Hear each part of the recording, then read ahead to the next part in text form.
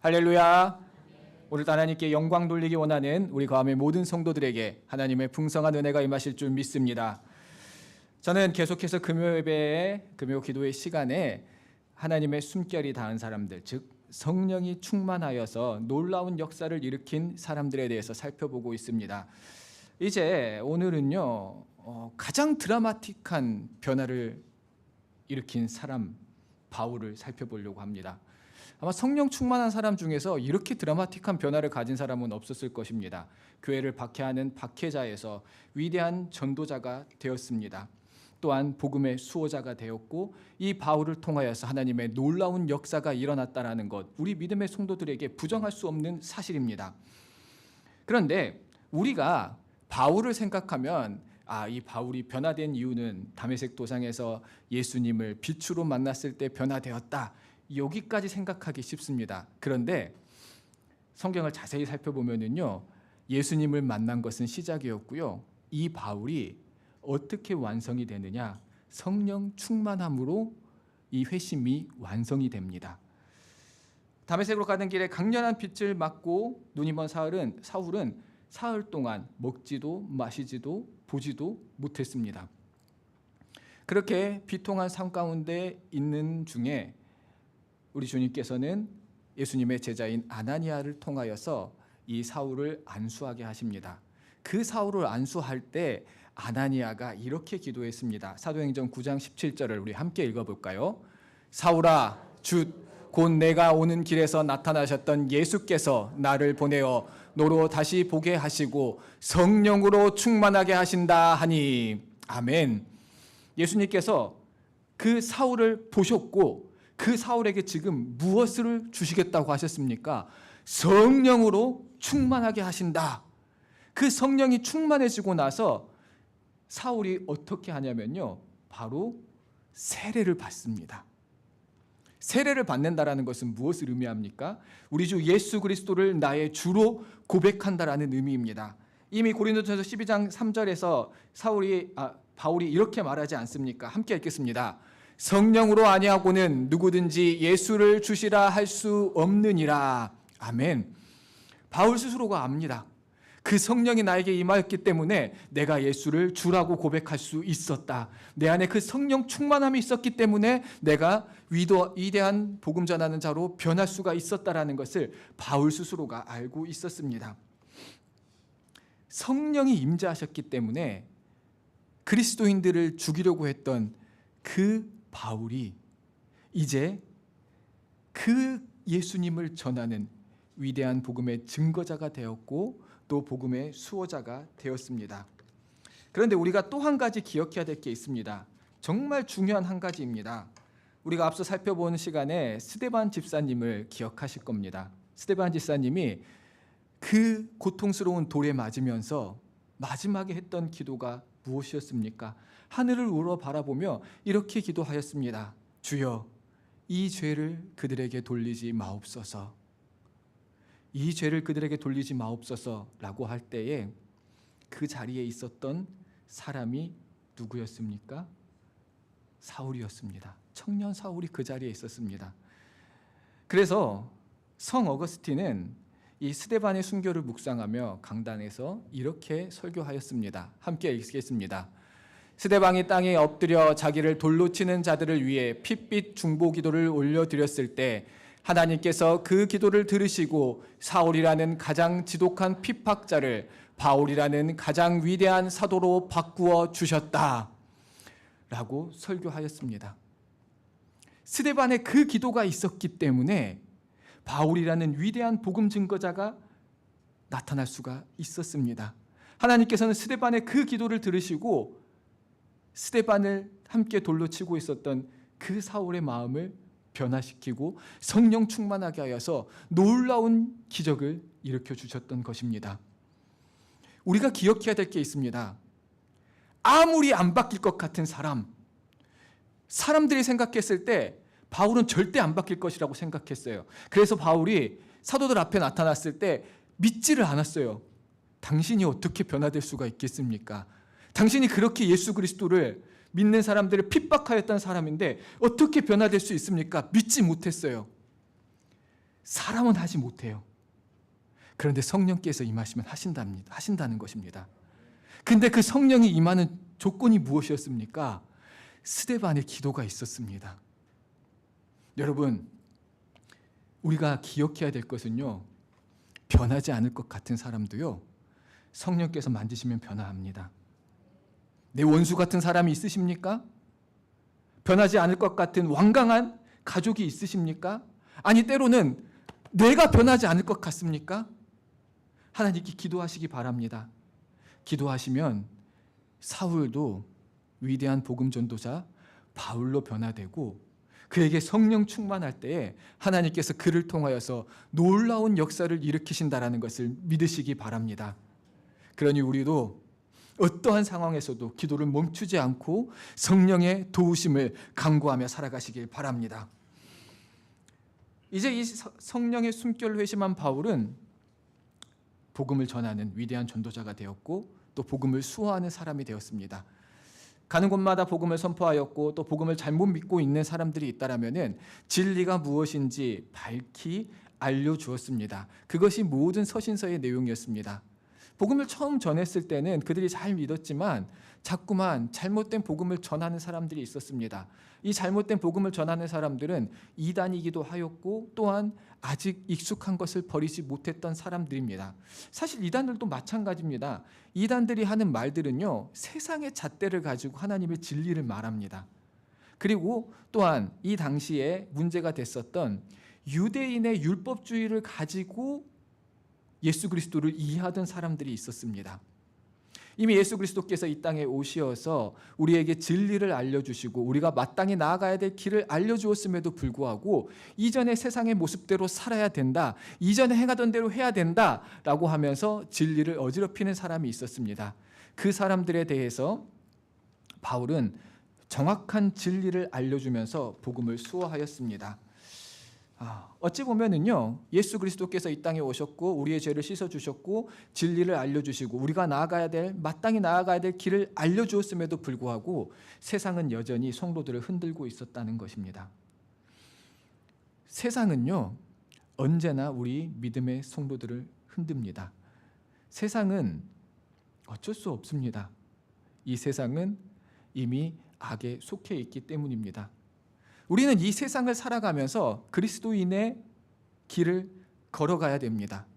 그러기 위해서는 우리가 확고한 영적인 원리를 알아야 합니다. 오늘 말씀은요, 우리가 잘 알고 있는 말씀인데 제가 이 말씀을 묵상하면서 보니까 바울은 우리에게 그 영적인 원리를 알려주고 있습니다. 세상 가운데 흔들리지 않고 성령 충만함으로 새롭게 탄생한 피조물인 우리가 이 세상에 그리스도라는 반석에서 든든히 서가기 위해서 우리는 무엇을 해야 되는가, 그 영적 원리를 알려주고 있습니다. 그 영적 원리는 간단합니다. 버리고 채우고 달려가면 됩니다. 오늘 말씀이 바로 그 말씀입니다. 버리고 채우고 달려가야 합니다. 성령 충만한 새로운 피조물이 가져야 될 신앙의 기본 원리 첫째는요, 내 안에 낡은 자랑을 과감히 버려버려야 됩니다. 내가 가지고 있는 세상적인 자랑들 다 버려버려야 됩니다. 그런데 버리는 거 쉽습니까? 버리는 거 진짜 쉽지 않습니다. 제가 좀 버리는 걸 잘 못해요. 왠지 뭔가를 버리려고 하면은 이거 언젠가 필요할 것 같은데, 이거 좀 아쉬운데, 좀 미스테리한 거 한 가지는요, 속옷을 참 버리기가 힘들어요. 왜 버리기 힘든 줄 아세요? 속옷을 입으려고 딱 보면은 이거 속옷이 너무 오래됐다, 이제 버려야겠다라고 했는데 아까워요. 뭐가 아까워요? 빤 게 아까워. 빤 게 아까우니까 이번 한 번만 더 입고 그리고 버려야지 라고 하면서 그 옷을 벗을 때 다시 빨래하면 놓는 거예요. 그 다시 또 빨아요. 그리고 또 이걸 반복하고 있습니다. 그러다가 예전에 지금은 제가 살이 빠져서 그럴 일이 없는데 예전에는 좀 제가 15kg 뺐어요. 예전에는요, 갑자기 앉다가 찢어진 적이 있어요. 빨리 버렸어야 되는데 버리지 못하여서 결국엔 난감한 상황을 받았던 때가 있습니다. 비단 물건만 그렇습니까? 3살 버릇 80까지 간다라는 말이 있잖아요. 나쁜 습관이나 버릇은 3살 때 만들어지면은 그것을 버릴 수가 없다라는 거예요. 이것은 단순히 격언이 아니라 우리가 살면서 느끼잖아요. 진짜 나쁜 습관인데도 우리가 그것을 쉽사리 버리지 못합니다. 제가 또 오늘 아침에 우리의 참된 모습을 발견을 했어요. 어떤 모습을 발견했냐면, 요즘에 아이들이 유치원 가기 전에 이제 스스로 옷을 입는 법을 알려주기 위해서 스스로 옷을 입으라고 해요. 6살, 7살, 6살, 4살짜리가 스스로 옷을 입으면 참 가관이에요. 막내는 잠옷을 벗지도 않고 그 위에 옷을 입으려고 하고 있어요. 첫째는 아직도 바지를 앞뒤를 잘 구분을 못해요. 그래서 바지를 입고 와서 아빠 저 잘 입었어요? 라고 물어봅니다. 50%의 확률인데 꼭 한 80%는 잘못 입기는 해요. 오늘 아침에도 와가지고요, 아빠 바지 잘 입었어요 했는데 거꾸로 입었더라고요. 야, 너 거꾸로 입었어, 다시 입어, 이렇게 얘기하니까 다시 입으려면 바지를 벗고 다시 입어야 되잖아요. 근데 얘가 어떻게 하냐면 바지를 돌리고 있어요. 이렇게. 지금 입은 게 아까워서 그걸 못 벗고 있는 거예요. 아무리 아까워도 벗어야지 새롭게 입을 수 있을 거 아닙니까? 그런데 우리 인생이 그렇다라는 거예요. 지금까지 해온 게 아까우니까 그걸 못 버리고 있는 거예요.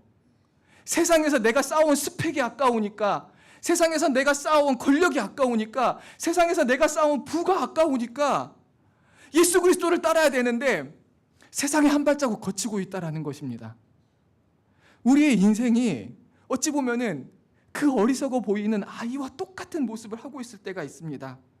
그래서 예수님께서 말씀하지 않았습니까? 누구든지 나를 따라오려거든 자기를 부인하고 라고 말씀하셨습니다. 자기를 부인해야 됩니다. 이건 단순히 겸손하라는 것도 아니고요, 단순히 반성을 하라는 것이 아닙니다.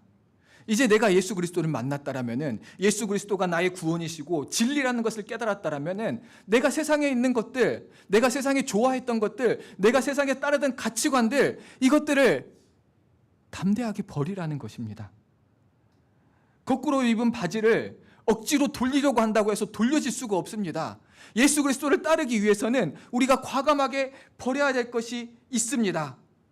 그래서 오늘 본문의 바울은 말합니다.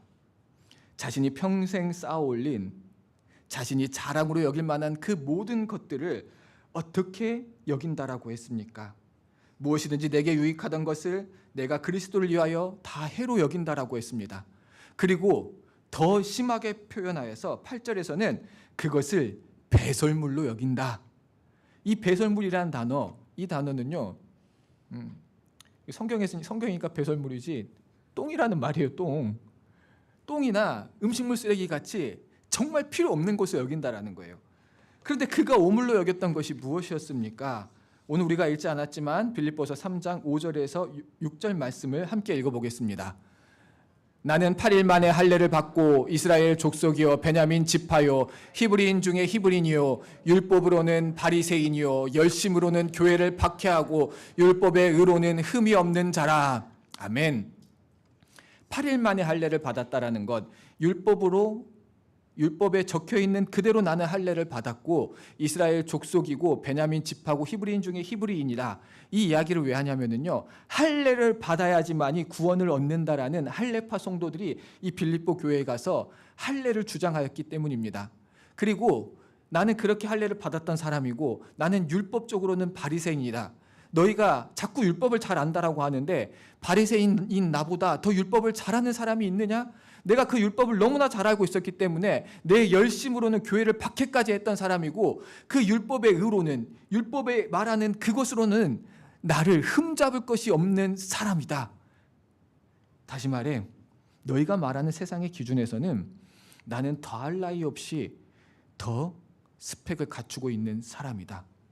그런데 나는 이제 내가 구원을 받기 위해서 이러한 스펙들을 다 가지고 쌓고 있었지만 이 모든 것들은 해로 여길 뿐더러 이제는 그것을 아무것도 아닌 배설물로 여기고 있다. 왜 바울은 그렇게 극단적으로 이야기를 했을까요? 바울은 참된 진리를 깨달았기 때문입니다. 버리지 않고는 새로운 것을 채울 수가 없습니다. 그가 세상의 것을, 세상의 스펙을 가득 쌓았습니다.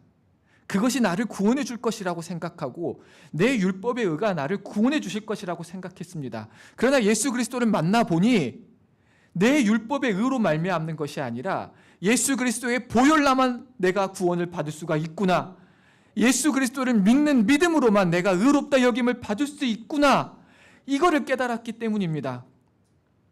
그 예수 그리스도를 채우기 위해서는 먼저는 버려야 됩니다.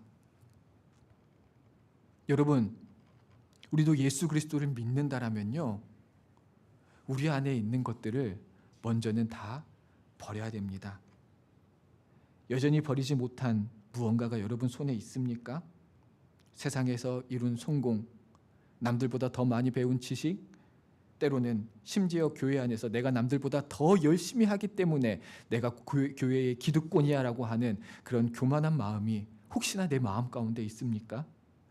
여러분, 그건 다 세상적인 기준입니다. 세상에서 높이 평가하는 것, 그것을 바라볼 필요가 없습니다. 왜냐? 우리는 오직 예수 그리스도를 믿음으로 말미암아 구원을 받기 때문이고, 예수 그리스도를 믿음으로 말미암아 우리가 의롭다 여김을 받게 됩니다. 그렇기 때문에 성령 충만한 사람이라면, 성령 충만해져서 새로운 피조물이 되었다라면은 세상의 가치관을 볼 것이 아니라 예수님의 가치관을 바라봐야 됩니다. 예수님께서 원하시는 뜻이 무엇인가? 내가 지금 하고 있는 이 일이 예수님 보시기에 합당한 일인가? 나의 믿음이 예수님 보시기에 합당한 믿음인가? 우리는 그것만을 기억해야 됩니다. 그러기 위해서 우리는 자기를 부인해야 됩니다. 내가 믿어왔던 것, 내가 아껴왔던 것, 내가 의지했던 그 모든 것들을 자기를 부인해야 합니다. 그 모든 것들을 던져버릴 수 있는 우리가 되기를 바랍니다. 성령 충만한 새로운 피조물이 가져야 될 신앙의 기본 원리 둘째는요, 내 안에 그리스도를 채워야 합니다. 우리가 낡은 것들을 과감하게 버려야 될 이유가 무엇입니까? 버리지 않으면, 제가 아까 채우지 못한다라고 했죠. 또 한 가지가 있습니다.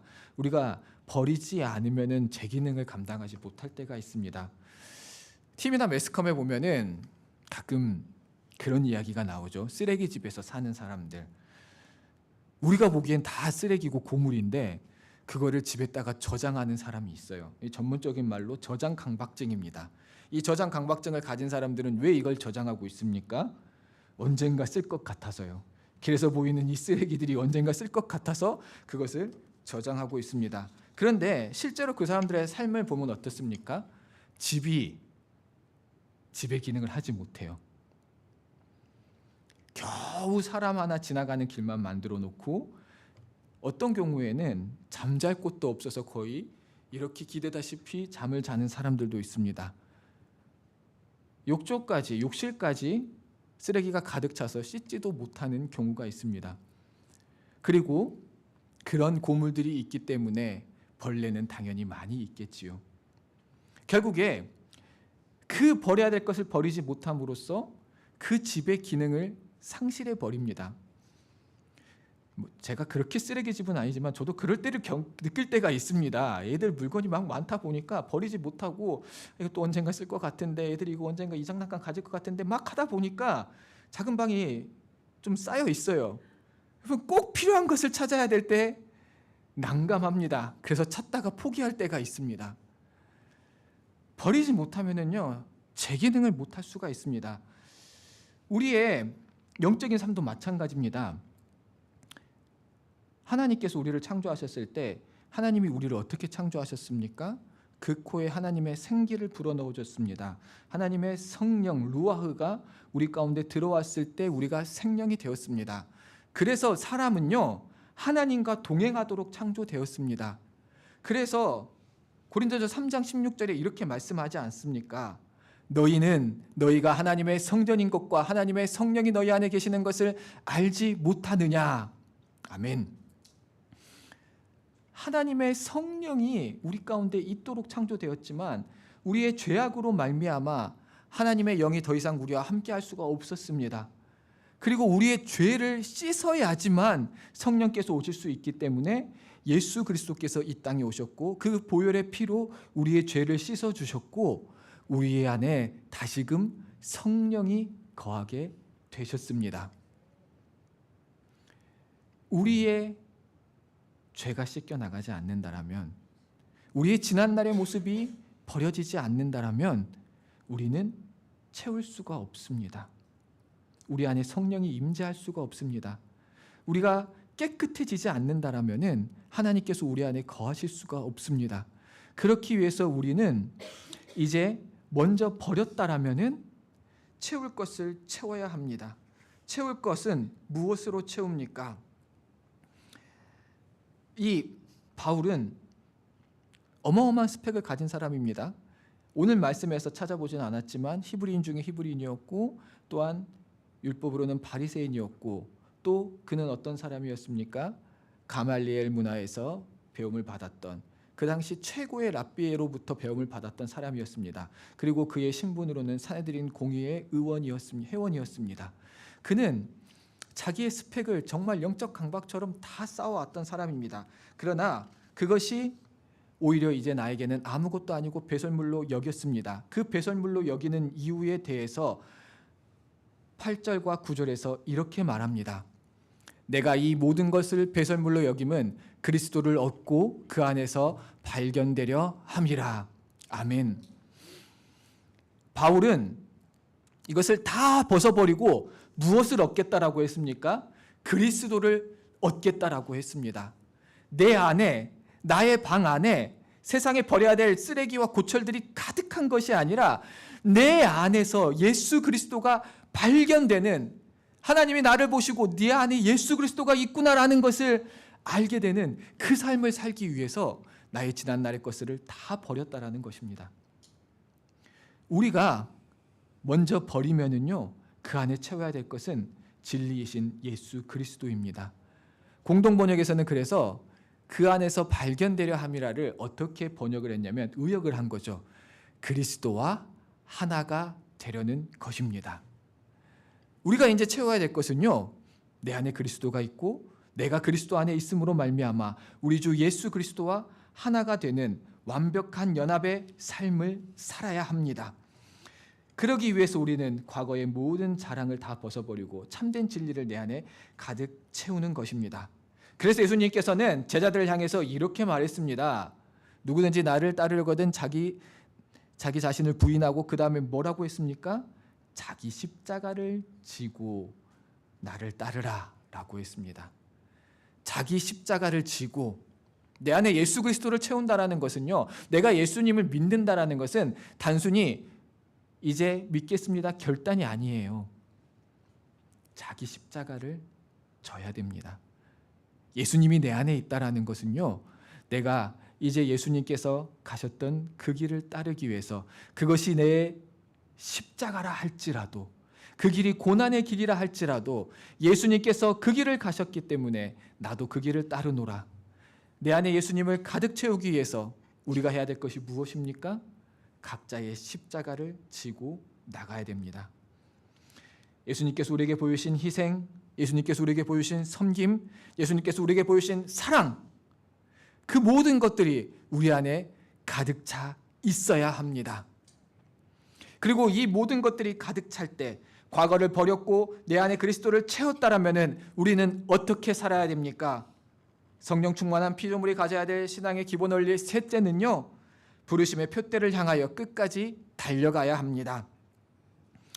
과거 빌립보 교회는요, 그 교회 안에는 우리는 할례를 받았으니까 할례를 받음으로 말미암아 구원을 받았다라고 여기는 사람들이 있었습니다. 즉 율법의 행위로 말미암아 우리의 구원이 완성되었어. 그것만 하면 우리는 구원을 받아라고 하던 무리들이 있었습니다. 오늘날 이단도 똑같은 말을 하죠. 구원파들이 하는 말이 그것 아닙니까? 몇 날 며칠 몇 시에 네가 구원을 받았다라는 확신이 있다라면, 네가 구원을 받았으면은 그냥 앞으로 어떻게 살아도 돼. 그 구원은 바뀔 수 없는 거야 라고 말하는 구원파가 있습니다. 그런데 우리 신앙인들에게 구원이라는 것은요, 결코 멈춰 있는 것이 아닙니다. 정통 기독교 신학에서는 이것을 이렇게 이야기합니다. 이미와 아직 사이에 있다라고 합니다. 이미 예수 그리스도가 이 땅에 오셔서 십자가를 지심으로 말미암아 우리에게 구원이 확증되었습니다. 그러나 그 구원의 완성을 위하여 우리는 예수 그리스도를 따라서 아직 이루어지지 않는 그 구원의 길을 가고 있는 여정 가운데 있습니다. 현재 진행형이라는 것입니다. 예수님을 믿는다는 것은 그저 믿습니다라고 외치고 그 자리에 주저앉아 있고 가만히 있는 것이 아닙니다. 예수님께서 말씀하지 않았습니까? 자기 십자가를 지고 어떻게 하라고 했습니까? 나를 따라라. 나를 따르라라고 하셨습니다. 이제 우리는 자기를 비웠고 세상의 것을 버리고 십자가를 졌다라면은 우리가 가야 될 것은 그 예수님을 바라보면서 그 예수님을 향하여 걸어 나가는 것입니다. 바울은 이 치열한 여정을 내가 부활을 위하여서 이 치열한 여정을 향하여 달려가는 것을 표대를 향하여 달려간다고 표현했습니다. 본문에 기록된 이 표대라는 단어는요, 헬라어로는 스코폰이라는 단어를 사용하고 있습니다. 이 스코폰이라는 단어에서 스코프라는 말이 나왔습니다. 왜 이 말이 나오냐면요, 스코폰이라는 것은 이 로마의 경기장에요. 예전에 육상 경기장에는 지금처럼 레인이 그려져 있지 않습니다. 내가 뛰어야 될 길이 그려져 있지 않습니다. 그렇기 때문에 기준을 정해야 돼요. 그 목표에 스코폰이 있었습니다. 이 스코폰은 거대한 돌기둥이나 또는 돌비석처럼 되어 있습니다. 멀리서도 잘 보이게 돼 있어요. 그래서 이 비석을 보고 달려가야 됩니다. 만약에 달려가다가 그 비석 같은 게 없으면요, 뒤를 돌아봐서 잘 뛰고 있나? 누가 나보다 빨리 뛰나 하고 뒤를 돌아봤을 때 방향을 잃어버릴 수 있습니까? 방향을 잃어버릴 수 있습니다. 옆을 바라볼 때도 방향을 잃어버릴 수 있습니다. 그렇기 때문에 이 달리는 사람은 이 스코폰을 향하여서 달려나가야 됩니다. 이 스코폰이라는 단어에서 스코프라는 말이 나오는 게 바로 시선을 주의하다, 관찰하다는 뜻이 있거든요. 그래서 보는 도구, 스코프라는 단어가 나왔던 것입니다. 이 돌기둥 하나만을 바라보고 달려가는 것입니다. 표대는 바로 그런 것입니다. 그리고 그 표대에는요, 심판석이 있습니다. 표대 옆에는 심판석이 있고요. 그리고 경기에게 승리한 자에게 씌워줄 면류관 또는 월계관이 거기에 있습니다. 달리는 사람들은 바로 그것을 보고 표대를 향하여 달려나가고 그 앞에 놓여진 상을 향하여 달려나가고 있습니다. 우리의 삶이 마치 그렇다라는 것입니다. 우리가 나를 버렸고 예수 그리스도를 채웠다라면요, 이제 우리는 다시 오실 예수님, 우리의 구원을 완성시켜줄 예수님을 향하여서 계속해서 달려나가야 합니다. 표대를 향하여 달려나간다는 것은 나의 시선을 거기에 집중시켜야 됩니다. 여러분, 스코프로 조준하고 있는 스나이퍼가 다른 것을 보면 맞출 수가 있습니까? 맞출 수가 없습니다. 내가 그 조준경을 정확하게 바라보고 내가 가야 될 그곳을 바라봐야 됩니다. 우리의 신앙의 여정은요, 한 번 은혜를 받았다라고 해서 끝난 것이 아닙니다. 한 번 성령 충만함을 받았다고 해서 끝난 것이 아닙니다. 때로는 우리의 여정 가운데 환난과 고난과 핍박이 다가올 때가 있습니다. 때로는 아픔이 다가오고 때로는 고통이 다가올 때가 있습니다. 억울한 상처를 받았다고 해서 멈춰서는 것이 아닙니다. 핍박을 받았다라고 해서 거기서 넘어져 있는 것이 아닙니다. 우리는 그럼에도 불구하고 그 표대를 향하여 달려나가야 합니다. 신앙의 여정에서는 끝이 없습니다. 여러분, 한번 달려보신 분들, 30분 이상 달려보신 분들은 알 것입니다. 숨이 턱끝까지 차오르는 그 느낌. 달리면서 그 생각을 합니다. 내가 이걸 왜 달리고 있을까? 1시간이 지나고 나면은 정말 포기하고 싶을 때가 한두 번이 아닙니다. 우리의 신앙생활이 그렇다는 것입니다. 이 표대를 향하여 달려나가는 것이 금방 끝나는 것이 아닙니다. 때로는 숨이 턱까지 찰 때가 있고 내가 이걸 왜 달려야 되지? 이런 생각이 들 때도 있습니다. 그런데 확실한 것은요, 달리기를 오늘도 하고 내일도 하고 계속하면은요, 늘어요. 꾸준히 달려나가는 사람은요, 그거를 이겨낼 수 있습니다. 우리의 목표가 확실하다면요, 우리가 가야 될 방향이 확실하다면은 우리는 그 길을 꾸준히 달려나가야 됩니다. 언제까지요? 그 표대에 닿을 때까지 달려나가야 합니다. 그런데 한 가지 더 중요한 게 있습니다. 이 표대를 향하여 달려나가는 것, 이것이 그냥 내 의지로만 되지는 않습니다. 내 힘과 능력으로만 되지는 않습니다. 진짜 중요한 게 있습니다. 제가 새벽기도 끝나고 아침마다 달리기를 합니다. 제가 한 2달 전까지 많이 아파 보였잖아요. 많이 아파 보였던 이유를 알았어요. 그리고 실제로 많이 아팠던 이유 뭐냐면요, 새벽기도 끝나고 나서 제가 항상 공복으로 달리기를 했어요. 그런데 제가 놀라운 사실을 알았습니다. 마라톤을 하는 사람은요, 한 달 전부터 식단을 준비를 한대요. 달리는 것만 하는 게 아니라 먹는 거를 잘해야 됩니다. 먹지 않고 달리다 보니까 지치고 병이 납니다. 요즘에 얼굴이 때깔이 좀 좋아진 것 같은데 맞나요? 예, 때깔이 좋아진 이유가요, 요즘에는요, 새벽기도 하려고 여기 불을 켜자마자 빵 한 조각을 먹습니다. 그리고 달리기 할 때 꿀 한 스푼을 먹습니다. 이것을 먹고 달리니까 달리는 데 힘도 덜 들고 또 지치지 않게 되더라고요. 여러분, 우리가 내 힘과 능력과 내 의지로만 하려고 해서는 안 됩니다. 나에게 공급해주는 에너지가 분명하게 있어야 됩니다. 그것이 무엇입니까? 성령 충만함입니다. 이 성령 충만함은요, 날마다 주님께서 우리에게 부어주시기를 구해야 합니다.